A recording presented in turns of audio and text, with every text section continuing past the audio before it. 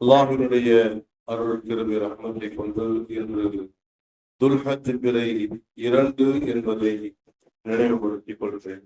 கண்ணியமானவர்களே, அல்லாஹ்வினுடைய அற்புதமான மாதங்களில் இந்த துல்ஹஜ் மாதத்திற்கு தனி சிறப்பு இருக்கின்றது.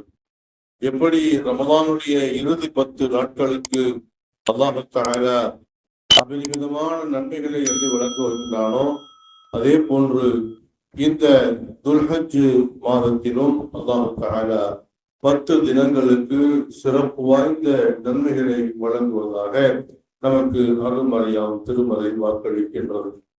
அந்த அடிப்படையில இந்த நாளையில் நாம் செய்யக்கூடிய அமல்களுக்கு பல நூறு நன்மைகளை அல்லாஹ் தஆலா அள்ளித்தருகின்றான். அன்பிற்குரிய பெருமக்களே, இந்த துல்ஹஜ் மாதம் என்பது இருக்கின்றது, இது மற்ற மாதங்களை போன்றல்ல. பெருமானார் ஸல்லல்லாஹு அலைஹி வஸல்லம் அவர்கள் இந்த துல்ஹஜ் மாதத்தில் நோன்பு இருக்கின்றார்கள். அரஃபாவுடைய நோன்பை நமக்கு வாஜிபாகவும் ஆக்கி தந்திருக்கின்றார். அப்படிப்பட்ட இந்த நாளையிலே, இந்த மாதத்திலே நாம் ஹஜ் செய்யக்கூடிய ஒரு வாய்ப்பையும் பெற்றிருக்கின்றோம். ரமலான் மாதத்துல போய் நம்ம ஹஜ் செய்ய முடியுமா? மற்ற மாதங்கள், இந்த மாதம் அல்லாத மற்ற மாதங்களை ஹஜ் செய்ய முடியுமா? முடியாது. அதே சமயத்துல ரமலான் அல்லாத மற்ற மாதங்கள்ல நோன்பு இருக்க முடியுமா? முடியாது. ஆனால் இந்த துல்ஹஜ் மாசத்துல பாத்தீங்கன்னா எல்லா அமல்களையும் ஒருங்கிணைந்து செய்யக்கூடிய வாய்ப்பை இந்த துல்ஹஜ் மாசத்திலே நாம பெற்றிருக்கிறோம். இந்த மாதத்தில் நாம் தொழுகையை நாம் என்ன செய்யறதில்லை, விடுறதில்லை, எப்போதும் கூட தொழுதுவோம். அதே சமயத்துல இந்த மாசத்தில் தான் அல்லாஹ் தஆலா ஹஜ்ஜை நமக்கு கடமையாக்கி இருக்கின்றான். இந்த மாசத்தில் தர்மங்களை, தானங்களை கொடுக்கக்கூடியதையும் அதிகமான நன்மை பெற்று தரக்கூடிய ஒரு அமலாக பெருமக்கள் நமக்கு சொல்லித் தருவார்கள். ஆக இஸ்லாத்தினுடைய 5 கடமைகளையும் ஒருங்கிணைந்து செயல்படுத்தக்கூடிய ஒரு அற்புதமான வாய்ப்பு இந்த துல்ஹஜ் மாதத்தில் நமக்கு கிடைக்கப்பட்டிருக்கின்றது என்று சொன்னால், இந்த மாதம் எவ்வளவு சிறப்புக்குரிய அற்புதமான மாதம் என்பதை நாம தெரிந்திருக்க வேண்டும். அங்கிருக்கிறவர்களே, இந்த மாதத்தில் நாம் செய்யக்கூடிய அமல்களில் மிக முக்கியமான, உன்னதமான, அற்புதமான ஒரு அமல் என்று சொன்னால் அது குர்பானி என்பதை நாம் எல்லாம் தெரிந்து வைத்திருக்கின்றோம். அந்த குர்பானி சம்பந்தமாக தகவல்களை இன்ஷா அல்லாஹ் நாம் இப்பொழுது தெரிந்து கொள்வோம். அன்பிற்குரிய பெருமக்களே, பொதுவாகவே நாம் குர்பானியினுடைய அந்த துல்ஹஜ் மாதத்தினுடைய முதல் பிறை வருவதற்கு முன்பதாகவே சொல்லிவிடுவது உண்டு, நீங்கள் பிறை 1 பார்த்து விட்டால் துல்ஹஜ் பிறை 1 யார் குர்பானி கொடுக்குகின்றார்களோ அவர்கள் நிகம் வெட்டக்கூடாது, முடி வெட்டக்கூடாது, இதர காரியங்களை, அதாவது இது போன்ற இதர காரியங்களை நாம செய்யக்கூடாது என்பதாக நமக்கு வழிகாட்டப்பட்டிருக்கின்றோம், இல்லையா? இப்ப நிறைய பேர் என்ன செய்யறாங்கன்னா, இப்படி ஒரு கேள்வி கேட்கிறாங்க, அதற்கு நாங்க நகம் வெட்டலாமா, வெட்டக்கூடாதா, முடி எங்க வீட்டுல குர்பானி கொடுக்க போறாங்க அப்படின்னு சொல்லிட்டு கேள்வி கேட்கிறாங்க. இப்ப ஒரு வீட்டுல ஒரு குர்பானி, ஒரு ஆடு குர்பானி கொடுக்குறாங்கன்னா அது நாம முதல்ல என்ன நினைச்சுக்கிறோம், குர்பானி கொடுக்கணும், அவ்வளவுதான். அது யாரின் பெயரில் கொடுக்க போகின்றோம் என்பதுதான் இங்க நமக்கு தெரிய வேண்டிய அவசியம். உதாரணமாக குடும்பத்தின் தலைவன் அத்தா அல்லது அம்மா அல்லது அத்தாவை பெற்றவர்கள் அல்லது நம்முடைய பெயரில் நாம் குர்பானி கொடுப்பதாக இருந்தால், யாருடைய பெயரில் குர்பானி கொடுக்கப்படுகின்றதோ அவர்கள் மட்டும் நிகம் வெட்டாமல் இருந்தால் போதுமானது. சில பேர் என்ன செய்யறாங்கன்னா, எல்லாருமே அந்த வீட்டுல யாருமே செய்யறது, நகை வெட்டுறது இல்லை, முடி வெட்டுறது இல்லை, அப்படியெல்லாம் மார்க்க நமக்கு சொல்லிடுறாங்க. யாருடைய பெயர்ல சொல்லப்பட்டிருக்கின்றதோ அவங்க மட்டும் என்ன செய்ய வேண்டியது, நகங்கள் வெட்டாம முடி வெட்டாம இருந்துக்குவாங்க. என்ன திடீர்னு பார்த்தா பயங்கரமா தாடி வீட்டுலாம் வச்சு என்னங்க அப்படின்னு கேட்டா, எங்க வீட்டுல இந்த வருஷம் இன்ஷால்லா குர்பானி கொடுக்க போறோம். அப்படியா, யார் பேர்ல? இல்ல குர்பானி கொடுக்கணும், யாரு பேர்லங்கிறதெல்லாம் இல்லை, எங்க வீட்டுல குர்பானி கொடுக்கணும். அன்பிற்குரியவர்களே, குர்பானியை நாம் நம்முடைய குடும்பத்தில் யாராவது ஒருவரின் பெயரில் தான் கொடுக்க முடியும். இந்த குர்பானி கொடுக்கக்கூடிய விஷயத்துல நாம குர்பானியுடைய நன்மையை முதல்ல விளங்கிக் கொள்ள வேண்டும். அந்த நன்மை எந்த அளவுக்கு அற்புதமான நன்மை என்று சொன்னால், மா அமில இவன ஆதம யோமன் நகரி, யோமன் நகர் அன்றைக்கு அதாவது ஆதமுடைய மகன் செய்யக்கூடிய அமல்களில் மிக சிறந்த அமல் எதுன்னு தெரியுமா? அமல் அஹப்பு இலல்லாஹிமின் ஹராகத்தின் தமி, அல்லாஹு தஆலா ரொம்ப விரும்பக்கூடிய அந்த இரத்தம் ஓட்டுதல் என்று சொல்லக்கூடிய அந்த ஒரு அமல் மிக சிறப்பு அற்புதமான அமல் என்பதாக நாம் என்ன செய்கின்றோம், பார்க்கின்றோம். அன்பிற்குரியவர்களே, குர்பானி கொடுக்கக்கூடிய அந்த நாளையில் செய்யக்கூடிய எல்லா அமல்களிலும் அல்லாஹுக்கு பிடித்தமான அமல் என்னன்னு கேட்டீங்கன்னா அந்த குர்பானி கொடுக்கிறது. என்ன அதுல அல்லாஹுக்கு பிடிச்சிருக்கு? என்ன பிடிச்சிருக்கு? அல்லாஹுக்கு குர்பானி கொடுத்ததுன்னா அல்லாஹ் வந்து இறைச்சி சாப்பிட போறாங்க, அல்லாஹுக்கு அந்த இறைச்சி போய் சேர போகுதா? நீங்க குர்பானி கொடுக்கக்கூடிய அந்த இறைச்சிலாம் எனக்கு வந்து சேர போறது இல்லை, எனக்கு தேவையும் இல்லை. அதிலிருந்து வெளியாகக்கூடிய ரத்தமும் அல்லாஹுக்கு வரப்போறது இல்லை, அது வந்து அல்லாஹுக்கு தேவையும் இல்லை. அந்த குர்பானியை கொடுப்பதினால் நீங்கள் எடுத்துக்கொள்ளக்கூடிய சிரமம், நீங்கள் செய்யக்கூடிய செலவு, அதனால் அது எதற்காக செய்றீங்க? தக்குவா. அல்லாஹ் சொல்லிட்டான் நம்ம குர்பானி கொடுக்கணும் அப்படிங்கிற அந்த இறையச்சம் இருக்குது, அதுதான் அல்லாஹுக்கு தேவை என்பதாக தான் சொல்லியிருக்கான். அன்பிற்குரியவர்களே, இந்த அமலை நாம் செய்யும் பொழுது இது அல்லாஹுக்காக செய்கின்றோம் என்பதை நாம் என்ன செய்யணும்? முதல்ல குர்பானியினுடைய பின்னணி சரித்திரம் எல்லாருக்குமே தெரியும். இப்ராஹிம் அலைஹிஸ்ஸலாம் தன்னுடைய மகனை அறுக்கிறதா கனவு கண்டாங்க. அதுக்கப்புறம் போய் தன்னுடைய மகனை அழைத்து வந்தாங்க. அது தன்னுடைய மகனை அறுக்க போறேன்னு அவங்கள்ட்டயே சொன்னாங்க. அவங்க அதை ஏற்றுக்கொண்டாங்க. இது சரித்திரம் எல்லாத்துக்குமே தெரியும் இல்லையா? இதை நம்ம அந்த சரித்திரத்தை பாடலின் வடிவாக, ஹதீஸ்களின் ஊடலாக, பயான்களின் மூலமாக எல்லாம் கேட்டு தெரிந்து வைத்திருக்கின்றோம். இதை நாம் செயல்படுத்தக்கூடிய ஒரு சூழ்நிலை வந்தால்தான் இதனுடைய பெருமதிப்பு என்ன அப்படிங்கிறது விளங்கும். அன்பிற்குரியவர்களே, அன்று அல்லாஹு தஆலா அதை நிராகரித்து விட்டு துன்யாவிற்கு அல்லாஹு தஆலா அனுப்பாமல் இருந்திருந்தால் என்று சொன்னால், இன்னைக்கு வரைக்கும் நம்ம பிள்ளைங்கள ஒரு பிள்ளைய அறுத்து பலிவிட்டு தான் ஆகணும். இது அல்லாஹ்வுடைய கட்டளை. யாராவது மீற முடியுமா? யாராலையும் மீற முடியாது, மீறக்கூடாது. இன்னைக்கு நம்ம நிறைய அல்லாஹ்வுடைய சட்டங்களை மீறிக்கிட்டு இருக்கிறோம் அப்படிங்கிறது வேற விஷயம். அதுக்கு சொல்ல வரல, குர்பானியினுடைய அந்த தாற்பயமான நன்மையை முதல்ல நாம விளங்கிக் கொள்ள வேண்டும். முதல்ல குர்பானியை நாம் கொடுப்பதன் மூலமாக இன்னும் நிறைய விஷயங்களை விளங்கிக் கொள்ளலாம். அன்பிற்குரியவர்களே, ஒரு குழந்தை பிறந்த உடனேயே அல்லாஹ் தஆலாவுடைய தூதர் ஸல்லல்லாஹு அலைஹி வஸல்லம் சுன்னத்தாக்கி வச்சிருக்காங்க. சுன்னத்தை நிறுவனமாக்கும் மிகப்பெரிய வாஜிபும் கூட. கண்டிப்பா செஞ்சுதான் ஆகணும். என்ன தெரியுமா? குர்பானி பிராணியை அறுப்பது போன்று ஒரு அகீகாவை கொடுக்கணும். அகீகா ஒரு ஆண் பிள்ளையாக இருப்பாரானால் 2 ஆட்டுக்குட்டியை நாம் என்ன செஞ்சிடணும்? அவருடைய பேர்ல அறுத்து அகீகா கொடுத்து அந்த இறைச்சியை தர்மம் செய்ய வேண்டும். அதனால் அந்த பிள்ளைக்கு அல்லாஹ் தஆலா மிகப்பெரிய ஒரு பாதுகாப்பு கொடுக்கின்றார். பெண் பிள்ளையாக இருந்தா ஒரு ஆள். என்ன மாதிரியான இந்த அமலுக்கு என்ன மாதிரியான நன்மை தெரியுமா? சப்போஸ் அந்த குழந்தை இறந்துருச்சுன்னு வைங்களேன், அந்த குழந்தை 1 வயசுலயோ 2 வயசுலயோ 3 வயசுலயோ அல்லது ஒரு இளவட்டமாக பொழுதோ அந்த குழந்தை இறந்து விடுமானால், அந்த குழந்தை நாளை கியாமத் நாளில பெற்றோர்களுக்கு சிபாரிசு செய்யக்கூடிய ஒரு அற்புதமான வாய்ப்பை அந்த பெற்றோர்கள் பெற்றுக் கொள்வார்கள். அப்படி குர்பான் அகீகா கொடுக்காத குழந்தைகள் அந்த பெற்றோர்களுக்கு சிபாரிசு செய்யாது என்பதாக பெருமக்கள் நமக்கு சொல்லித் தர்றாங்க. அப்ப அந்த குழந்தையினுடைய அகீகா என்பது எவ்வளவு முக்கியம் என்பதை இங்க நாங்க விளங்கணும். அன்பிற்குரியவர்களே, அது மாத்திரமல்ல, யாருக்காவது ஒரு பிள்ளைகளுக்கு ஒரு 10 வயசாக போகும்போது கடுமையான உடம்பு சரியில்லாம போயிருக்கீங்க, இங்க நிறைய ஆஸ்பத்திரிக்கு கூட்டு போறாங்க, நிறைய மருத்துவம் பார்க்குறாங்க. இந்த மாதிரியான ஒரு சூழ்நிலையில அந்த குழந்தைக்கு எதுவுமே ஆகல, அந்த குணமே ஆகலன்னு சொன்னா பெரியவங்க என்ன சொல்லுவாங்க தெரியுமா? குழந்தைக்கு அக்கீகா கொடுத்துட்டீங்களான்னு கேட்பாங்க. இல்லைன்னு சொன்னா நீங்க அக்கீகாவை கொடுங்க, இன்ஷா அல்லாஹ் அது நோய் குணமாகும் அப்படின்னு சொல்லப்படுது. அகீகா கொடுப்பதின் காரணத்தினால், ஒரு குட்டியை அறுத்து அதை பலியிடுவதன் காரணத்தினால் மிக கடுமையாக பாதிக்கப்படக்கூடிய நோய்களில் இருந்து அந்த பிள்ளைகள் காப்பாற்றப்படுகிறார்கள் என்பது இந்த அகீகாவினுடைய பின்னணி வரலாறு என்பதை நாம் முதல்ல விளங்கிக் கொள்ள வேண்டும்.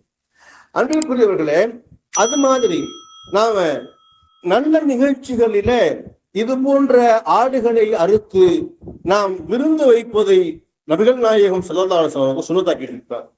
அப்துல் ரஹ்மான் இப்னு அவுஃப் ரலியல்லாஹு அன்ஹு திருமணம் முடிச்சுட்டு வர்றாங்க. என்ன 4 நாளா உங்களை காணமே, பார்க்கவே முடியலையே, எங்க போனீங்க என்று நபிகள் நாயகம் ஸல்லல்லாஹு அலைஹி வஸல்லம் கேட்கிறாங்க. கல்யாணம் முடிஞ்சிருச்சு யார சொல்லுவா அப்படின்னு சொன்னவங்க, ஏன் எனக்கு சொல்லலாம், அதெல்லாம் கேட்கல. அப்படியா, அல்ஹம்துலில்லாஹ். ஒரு ஆடு அறுத்து நீங்க என்ன செய்யுங்க, வலிமா விருந்து கொடுங்க சொன்னாங்க. ஏன் தெரியுமா? அதை செய்வதனால் வாழ்க்கை சிறக்கும், வாழ்க்கை வளமாகும், இருவருக்கு மத்தியில் பரஸ்பரம் அன்பு அதிகரிக்கும், தலாக்கு போன்ற மோசமான செயல்பாடுகள் ஏற்படாது. இது ரொம்ப முக்கியம். இன்னைக்கு நம்ம சமுதாயம் அதை கொஞ்சம் கொஞ்சமாக இழந்து கொண்டு இருக்கின்ற, நிறைய 90% இழந்து விட்டார். வலிமா அப்படின்னா என்னங்க? கல்யாணத்தன்னைக்கு பொண்ணு வீட்டுல போய் சாப்பிடுறது வலிமா நினைச்சுக்கிட்டு இருக்கீங்க? அது இல்ல வலிமா. மணமகன் திருமணத்திற்கு மறுநாள் அல்லது அடுத்த நாள், எப்போ வசதிப்படுதோ அப்ப நம்ம அவனுடைய செலவுல ஒரு ஆடோ 2 ஆடோ, நம்மளுக்கு எந்த அளவுக்கு சொந்த பந்தங்கள் ஊர் மக்களை அழைக்கிறோமோ அந்த அளவுக்கு ஆடை அறுத்து மணமகன் கொடுப்பதுதான் வலிமா விருந்து. பொண்ணு வீட்டுல போய் சாப்பிடுறது வலிமா விருந்து இல்லை. அன்பிற்குரியவர்களே, அப்படி அந்த மணமகன் செய்வானால் அவனுடைய வாழ்க்கை ரொம்ப சிறப்பாக, பரக்கத்தாக, அற்புதமாக அமையும் என்பது பெருமக்களுடைய வாக்கு. அது போன்றுதான் இந்த குர்பானி பிராணியை யாரெல்லாம் கொடுக்குகின்றார்களோ அவர்களுக்கு அல்லாஹு தஆலா அற்புதமான ஒரு நன்மையை தரக்கூடியதை பார்ப்போம். இந்த பிராணிகளை அறுப்பதன் மூலமாக எப்பேற்பட்ட பிரச்சனைகள் இருந்தாலும் அதில் நிவர்த்தி, நிவாரணம், ஷிஃபா ஏற்படக்கூடிய காட்சிகளை நம்ம பார்க்கிறோம். குர்ஆன் நெடுங்க பார்க்கிறோம். நமக்கு ஒருத்தருக்கு ரொம்ப கடுமையான உடம்பு சரியில்லை, நீண்ட நாளாகவே அதுக்கு அந்த பிரச்சனை அவருக்கு தீர்றதில்லை. அப்ப அவர் ஒரு ஆடை அறுத்து அதனுடைய இறைச்சிகளை ஏழை எளியவர்களுக்கு கொடுத்து முடிப்பாரானால் அல்லாஹு தஆலா அவருக்கு ஷிஃபாவை தருவார். மாத்திரமல்ல, அவர் எந்த பிரச்சனைக்காக வேண்டி இந்த அமலை செய்கின்றாரோ அந்த அமலின் மூலமாக அவருடைய அந்த பிரச்சனை சீர்ந்துவிடும் என்பதாக நாம் என்ன செய்கின்றோம், பார்க்கின்றோம். அன்பிற்குரிய பெருமக்களே, அதுபோன்று மனிதனுடைய சோதனைகளுக்கும் இந்த பிராணிகளை அறுத்து கொடுப்பதின் காரணத்தினால் அல்லாஹ் தஆலா சோதனைகளை நீக்குவதாக சொல்லப்படுகிறது. மூசா அலைஹிஸ்ஸலாம் காலத்துல ஒரு பிரச்சனை, ஒருத்தர் இறந்து போயிட்டார். இறந்து போனவர் எப்படி இறந்தாருன்னு தெரியல, யாரோ ஒருத்தர் கொலை செஞ்சுட்டாரு. அப்ப அவருடைய பிள்ளைகள், அவருடைய சகோதரரின் பிள்ளைகள், இது யாரு செஞ்சாங்கன்னு எங்களுக்கு தெரிஞ்சாகணும் அப்படின்னு சொல்லிட்டு இந்த பிரச்சனையை கொண்டுட்டு வந்து மூசா அலைஹிஸ்ஸலாம் சொல்றாங்க. மூசா அலைஹிஸ்ஸலாம் அல்லாஹ்ட்ட கேட்கிறாங்க. அல்லாஹ் தஆலா சொல்றான், ஒரு மாடு அறுத்து பலியிட்டு அதன் மூலமாக நீங்கள் தெரிந்து கொள்ளுங்கள் சொல்லிட்டாங்க. சொன்னா அந்த மாதிரி செஞ்சிருக்கணும். இவங்க என்ன செஞ்சாங்க, அதை அந்த மாதிரி செய்யல, உடனே செய்யணும். அந்த மாடு எப்படி இருக்கணும், அந்த மாடுக்கு எத்தனை வயசு இருக்கணும், அந்த மாடுக்கு எத்தனை கலர், எந்த மாதிரியான கலர் இருக்கணும், இது மாதிரி சும்மா தேவையில்லாத கேள்விகள் எல்லாம் கேட்டாங்க. இப்ப நான் சொல்ல வர்றது என்னன்னா, கடைசியில அவங்க என்ன செஞ்சாங்க, அந்த அல்லாஹ் சொன்னது மாதிரி ஒரு மாடை அறுத்து அதனுடைய வாளை எடுத்து அந்த ஜனாசாவின் மீது அடித்து அந்த ஜனாசாவே அதை சொன்னதாக சரித்திரம் சொல்கின்றது. அன்பிற்குரிய பெருமக்களே, இது போன்ற தீர்க்க முடியாத சிக்கல்களுக்கெல்லாம் நாம் அறுக்கக்கூடிய அந்த பிராணிகளின் மூலமாக அல்லாஹ் தஆலா சிக்கல்களையும் பிரச்சனைகளையும் தீர்த்து வைத்த சரித்திரங்களை நாம் என்ன செய்கிறோம், குர்ஆன் வழிநடக்க பார்க்கின்றோம். அதே போன்று நபி அனஸ் ரலியல்லாஹு அன்ஹு சொல்லுவாங்க, நம்முடைய காரியங்களில் தீய செயல்களை இது போன்ற நல்ல செயல்கள் அல்லாஹ் தஆலா இந்த நல்ல செயல்களின் மூலமாக என்ன செஞ்சிருவான், அதை நிவர்த்தி செய்து வைப்பார் என்பதாக சொல்லப்படுகிறது. மேலும் இந்த குர்பானி சம்பந்தமாக சொல்லப்படும் பொழுது முஸ்லிம்கள் கேட்கிறாங்க, யா ரசூலுல்லாஹ், இந்த குர்பானியின் மூலமாக என்னென்ன நன்மைகள் கிடைக்க பெறுகின்றது என்பதாக. அப்ப சொன்னாங்க, அஹப்பு இலல்லாஹ், அல்லாஹ்வினுடைய நேசம் நமக்கு ஏற்படுகின்றது. அல்லாஹ் தஆலா இஸ்மாயில் அலைஹிஸ்ஸலாம் அவர்களை அறுத்து பலியிட சொல்லும் பொழுது அல்லாஹ்க்கு ஆசையா, ஏன் அறுத்து பலியிட சொன்னாங்க? அல்லாஹ் தஆலா ஏன் அப்படி சொன்னாங்க? அன்பிற்குரியவர்களே, இப்ராஹிம் அலைஹிஸ்ஸலாம் அவர்களுக்கு 80 ஆண்டுகளுக்கு பிறந்த ஒரு குழந்தையை அறுத்து பலியிட சொன்னதுக்கு காரணம் என்ன தெரியுமா? பொதுவாகவே இப்ராஹிம் அலைஹிஸ்ஸலாம் அவர்கள் அல்லாஹ்வின் மீது அளப்பெரிய பாசம் கொண்டவர்கள். அல்லாஹ் எதையெல்லாம் நினைக்கின்றானோ, அல்லாஹ் எதையெல்லாம் சொல்லுகின்றானோ, எதிர் கேள்வி கேட்காமல் அதை அப்படியே செஞ்சிருக்கிறாங்க. அதனுடைய பின்னணிதான் இந்த ஹஜ்ஜினுடைய அனைத்து அமல்களுமே. ஹஜ்ஜினுடைய அமல்கள் அப்புறம் எடுத்து பார்ப்ப, எதுக்கு தவாபு சுத்தி, எதுக்கு கட்டடத்தை எதுக்கு சுத்தி வரணும், எதுக்கு நம்ம அங்க தபாவுக்கும் உருவாக்கும் மத்தியில ஓடணும், எதுக்கு போய் அரபாவுல தங்கணும், எதுக்கு போய் முஸ்தலிஃபாவுல கட்டாந்தரையில போய் எதுக்கு படுக்கணும், எதுக்கு ஷைத்தானை கண்டறிக்கணும், ஏதாவது ஒரு மண்டைக்கு மூளைக்கு சம்பந்தமான அது அமலாக தெரியுதான்னு கேட்டா இல்ல. என்ன காரணம்? அல்லாஹ் தஆலா சொல்கின்றான், நீ செஞ்சுதாகணும். அடிமைத்தனத்தை வெளிப்படுத்தக்கூடிய அற்புதமான அமல் தான் ஹஜ்ஜு. ஹஜ்ஜுல ஒன்றும் பெரிய முக்கியமான விஷயங்கள்லாம் இல்லை. இவ்வளவு பணங்காசுகளை செலவழித்து போய் நாம அல்லாஹ்வினுடைய அடிமை. இப்ராஹிம் அலைஹிஸ்ஸலாம் அவர்கள் இப்படித்தான் வாழ்ந்தார்கள். இப்ராஹிம் அலைஹிஸ்ஸலாம் உருவாக்கிய சமுதாயம் தான் முஸ்லிம் என்ற சமுதாயம். இந்த முஸ்லிம் என்ற சமுதாயம் அல்லாஹுவுக்கு அடிபணிய வேண்டும் என்ற அந்த நோக்கோடு தான் ஹஜ்ஜை அல்லாஹ் நமக்கு கடமையாக்கினார். அது மாதிரி இந்த குர்பானி, இப்ராஹிம் அலைஹிஸ்ஸலாம் அவர்கள் தங்களுடைய பிள்ளையை அறுக்க துணிந்த அந்த காரியம் அல்லாஹ்வுக்கு ரொம்ப பிடிச்சு போச்சு. 80 ஆண்டு காலங்களுக்கு பிறகு பிறந்த அந்த குழந்தையின் மீது அவருக்கு வைத்திருந்த பாசத்தை அல்லாஹ் தஆலா சோதிக்க நினைக்கிறான். பொதுவாகவே ஒரு 10 வருஷம் கழிஞ்சு ஒரு ஆம்பளை பிள்ளையோ ஒரு பொம்பளை பிள்ளையோ பிறந்தா அந்த பிள்ளையின் மீது தாயும் தகப்பனும் வீட்டில் உள்ள அனைத்து மக்களும் எவ்வளவு ஆசை கொள்வார்கள், எவ்வளவு பாசம் கொள்வார்கள், எவ்வளவு நேசம் கொள்வார்கள், எப்படியெல்லாம் கொஞ்சுவாங்க. தங்கத்தட்டுல வச்சு தாங்குற மாதிரி, கண்ணு இமைக்குள்ள வச்சு தாங்குற மாதிரி தாங்குவாங்களா இல்லையா? அந்த மாதிரியான ஒரு சூழ்நிலையில 80 ஆண்டுகளுக்கு பிறந்த குழந்தையை, அந்த குழந்தையின் மீது இப்ராஹிம் அவங்களுக்கு பாசம் இருக்குமா இருக்காது? அந்த பாசத்தை சோதிக்கணும்னு நினைச்சால்தான். அல்லாஹ் தஆலா மீது அவருக்கு பாசம் அதிகம் இருக்குகின்றதா, அந்த குழந்தையின் மீது பாசம் அதிகம் இருக்குகின்றதா என்ற சோதனை தான் இஸ்மாயில் அலைஹிஸ்ஸலாம் அவர்களை அறுத்து பலியிட வேண்டும் என்ற கனவின் மூலமாக வந்த கட்டளை மட்டும்தான் இது. நேரடியாக ஜிப்ரீல் அலைஹிஸ்ஸலாம் சொல்லல, வஹி இறங்கல, அவங்களுக்கு சுகுப்புகள்ல இந்த மாதிரியான எந்த வார்த்தையும் சொல்லப்படல. கனவு கண்டாங்க, தொடர்ச்சியா 3 நாள் கனவு கண்டாங்க. அதனுடைய வெளிப்பாடு தன்னுடைய மகனை அறுக்க துணிந்த அந்த செயல் அல்லாஹ்வுக்கு பிடித்தது. அதனால் அவர்கள் அறுப்பதற்கு எத்தனித்தார்கள். அல்லாஹ் அங்கு தடுத்து சொர்க்கத்தில் மேய்ந்து கொண்டிருந்த ஆடை அனுப்பி குர்பானி கொடுக்கப்பட்டதாக நம்ம பார்க்கிறோம். இதனால் தான் குர்பானி கொடுப்பது என்பது என்ன கிடைக்கும் என்று சொல்லும் பொழுது அஹப்புல் இலல்லாஹ், அல்லாஹ்வினுடைய முஹப்பத் ஏற்படும். மாத்திரமல்ல, இந்த குர்பானி பிராணியின் காரணத்தில், அறுப்பதின் காரணத்தினால் குர்பத்துன் இலல்லாஹ், அல்லாஹ்வினுடைய நெருக்கம் ஏற்படும் என்பதாக நாம பார்க்கிறோம். இது இப்ராஹிம் அலைஹிஸ்ஸலாம் அவர்களுடைய சுன்னத்தான வழிமுறையாக இருக்குகின்றது. இதை செய்வதனால் பாவங்கள் முழுமையாக மன்னிக்கப்படுகின்றன என்பதாக ஆயிஷா ரலியல்லாஹு அன்ஹா அவர்கள் நமக்கு சொல்லித் தருகின்றார்கள். அன்பிற்குரிய பெருமக்களே, குர்பானியை நாம் அறுத்து பலியிடக்கூடிய அந்த தருணம் இருக்குது இல்லையா, குர்பானியினுடைய இரத்தம் இந்த பூமியில் படக்கூடிய அந்த வேளையில் நம்முடைய ஒட்டுமொத்த பாவங்களும் மன்னிக்கப்படுகின்றன. குர்பானி அறுக்க போகும்போது ஆயிஷாமா பேர் அறுக்க போறாங்க. அப்புறம் விசுவாசம் சொன்னாங்க, ஆயிஷாமா இங்க வந்து நில்லுங்க, முன்னாடி வந்து நில்லுங்க.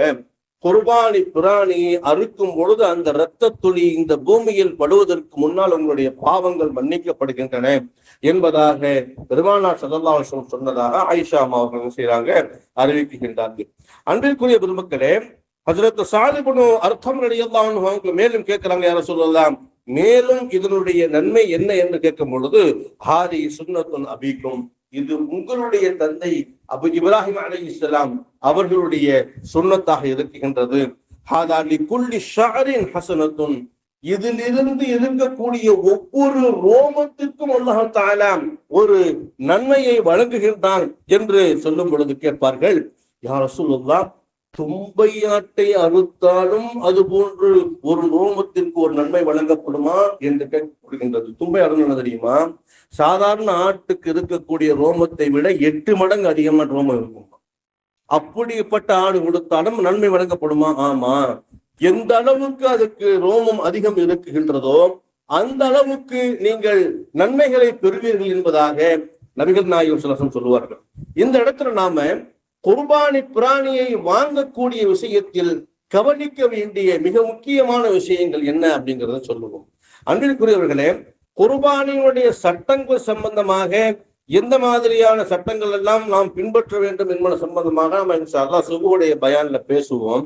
முதல்ல குர்பானி பிராணியை வாங்கக்கூடிய விஷயத்துல நாம விளங்கிக் கொள்ள வேண்டிய விஷயம் என்னன்னா, நமக்கு எந்த அளவுக்கு வசதி இருக்குகின்றதோ அந்த அளவுக்கு நல்ல தரமான, பார்ப்பதற்கு கம்பீரமான, அதனுடைய தோற்றம், அதனுடைய இறைச்சி, இவைகள் எல்லாம் நம்முடைய நப்சில், நம்முடைய எண்ணத்தில் கொண்டு வந்து வாங்கணும். சும்மா போவோம், கிடைக்கிற ஆடை வாங்கணும் அப்படி இல்லை.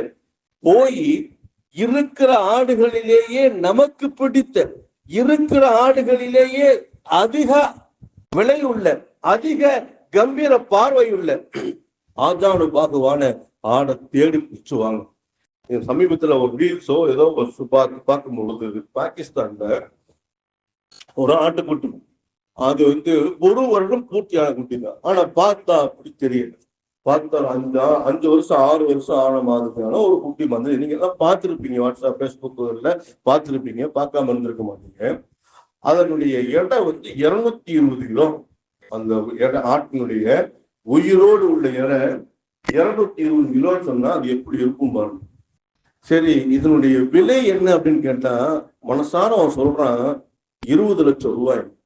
ஒரு ஆட்டுக்குட்டியினுடைய விலை 20 லட்சம். 20 லட்சமா? அதுல அப்படி என்னப்பா இருக்குது? 20, ஒரு கிலோவை ஒரு 10,000 வச்சாலும் கூட நீ ஒரு கிலோ 10,000 ரூபாயா? ஒரு கிலோ இறைச்சி 10,000 ரூபாய்னா யாராவது வாங்குவாங்க? நம்ம இன்னைக்கு ஒரு கிலோ 1000 ரூபாய் தானே வாங்குவோம் அதிகபட்சமா. ஒரு கிலோ 10,000 ரூபாய் சொல்றான். அப்ப அரண்டு போய் எப்படிப்பா அது, இந்த மாதிரி யாருப்பா வாங்குவாங்க? இதுக்குன்னே இருக்கிறாங்க அதிக விலை கொடுத்து. நல்லா சரி, 20 லட்சம் கொடுத்து வாங்கக்கூடிய அளவுக்கு இதுக்கு என்ன இருக்குன்னு கேட்டா, அது பிறந்ததுல இருந்து வெறும் பாதாமும் பிஸ்தாமும் முந்திரி மட்டுமே சாப்பிட்டு வளர்ந்தது. அப்ப அது இறைச்சி எப்படி இருக்கும் யோசிச்சு சொல்லியிருப்பாங்க.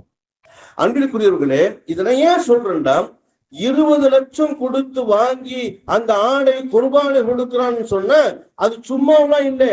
அதனுடைய நன்மதிப்பை விளங்குகின்றார்கள்.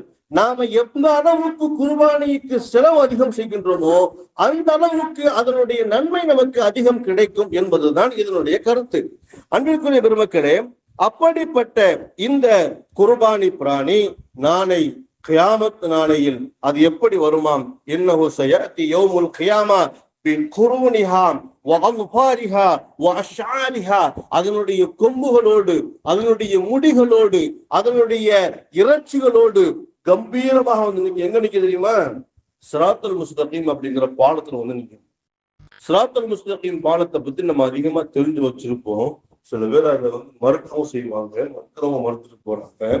சிராத்துல் முஸ்தகீம் பாலம்ங்கிறது அவங்களுடைய அமல்களுக்கு தக்க மாதிரியான ஒரு நடைமுறை கடந்து செல்லக்கூடிய வாய்ப்பை பெறுவார்கள்.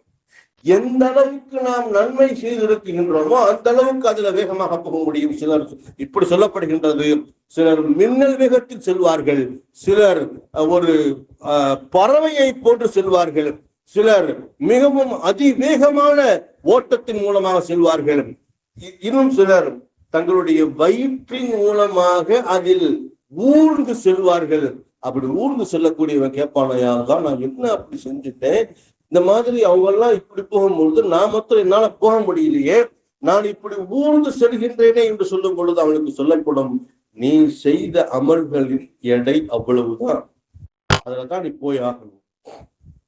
அன்பிற்குரியவர்களே, இது போன்றுள்ளவர்கள் குர்பானியை கொடுப்பார்களானால், அந்த குர்பானி பிராணி நான் சொல்வதை போன்று இருக்குமானால், அந்த குர்பானி பிராணி உங்களுக்கு அந்த சிராத்துல் முஸ்தகீம் பாலத்தை கடந்து செல்வதற்கு உதவுகின்றது என்பதாக பெருமக்கள் நமக்கு சொல்லக்கூடிய அந்த வார்த்தைகள் நாம கவனிக்கணும். அன்பான பெருமக்களே, அது மாத்திரமல்ல, சிராத்துல் முஸ்தகீம் பாலத்தை கடக்கக்கூடிய அளவுக்கு ஒரு பிராணியத்தை நம்ம வாங்கணும். நோஞ்சா மாடு, சாதாரணமான ஒரு அதாவது சொறி பிடிச்சது அல்லது ஒரு மெலிஞ்சு போனது இப்படி ஆடுதான் வாங்கக்கூடாது. ஆடை பார்க்கறதுக்கு மாஷா அல்லாஹ் அப்படின்னு சொல்லணும். ஒருத்தவங்க ஆடை பார்க்கறாங்கன்னா அந்த ஆடை பார்க்கும்போது மாஷா அல்லாஹ் அவ்வளவு அழகான அற்புதமான ஆடு அப்படின்னு சொல்ற அளவுக்கு ஆடு வாங்கணும். ஆடு குர்பானி ஆடு வாங்குறதை பொறுத்த வரைக்கும் கஞ்சத்தனம் பண்ணக்கூடாது. எந்த அளவுக்கு நாம பாசம் காட்டி நம்முடைய வீட்டில் உள்ளவர்களை நம்முடைய பிள்ளைகளை வரப்போவோம் அந்த மாதிரி அந்த ஆடை வளர்க்கணும். அதை தடவி கொடுத்து அதற்கு செல்லம் கொஞ்சி விளையாடி அதை பழக்கப்படுத்தி இதெல்லாம் ஏன் செய்யணும் தெரியுமா? அதை அறுக்கும் பொழுது எனக்கு இது முக்கியம் அல்ல, இதை அறுக்க சொன்னானே அல்லாஹ் அவன் தான் முக்கியம், அவன் சொல்லிட்டான் நான் அறுத்துத்தான் தீருவேன் என்று நாம் இறையச்சத்தை முன்னாலே கொண்டு வர்றோம் பார்த்தீங்களா? அதுதான் அல்லாஹ்வுக்கு ரொம்ப பிடிச்சமான ஒரு விஷயம். எப்போலாம் நீங்க குர்பானி பிராணி ஆக குறைஞ்சது நம்ம ஒரு 3 மாசத்துக்கு முன்னாடியே குர்பானி பிராணியை வாங்கி வளர்க்க ஆரம்பிச்சிடணும். அப்பதான் அந்த குர்பானி பிராணிக்கு நமக்கு ஒரு பாசம் இருக்கணும், அன்பு இருக்கணும் என்று சில பேர் சொல்லுவாங்க பாசம் காட்டி வளர்த்துட்டு அது எப்படி அறுத்து அது எப்படி சாப்பிடும். சில பேர் என்ன செய்ய மாட்டாங்க, சாப்பிட கூட மாட்டாங்க. பாசம் காட்டி வளர்த்த குட்டி, சின்ன புள்ளி குட்டியில இருந்து வளர்த்துக்கிட்டு வர்றேன், அதை குர்பானி கொடுத்துட்டாங்க, ஒரு துண்டு கூட திக்க மாட்டேன் சொல்லக்கூடாது. அது மாதிரி சொல்லக்கூடாது. அதை நாம சாப்பிடுறதுக்கு தான் அல்லாஹ் அதை படைச்சிருக்கிறோம். அதை குர்பானி கொடுப்பதற்குத்தான் அல்லாஹ் அதை படைச்சிருக்கிறோம். நாம பாசம் காட்டுறது எதுக்கு தெரியுமா? இதன் மீது நாம் வைத்திருக்கும் பாசத்தை விட அல்லாஹ்வின் மீது வைத்திருக்கும் பாசம் அதிகம் என்பதை காட்டுவதற்காகத்தானே தவிர அதை பாசம் காட்டி விட்டு சாப்பிட மாட்டேன்னு சொல்லக்கூடாது.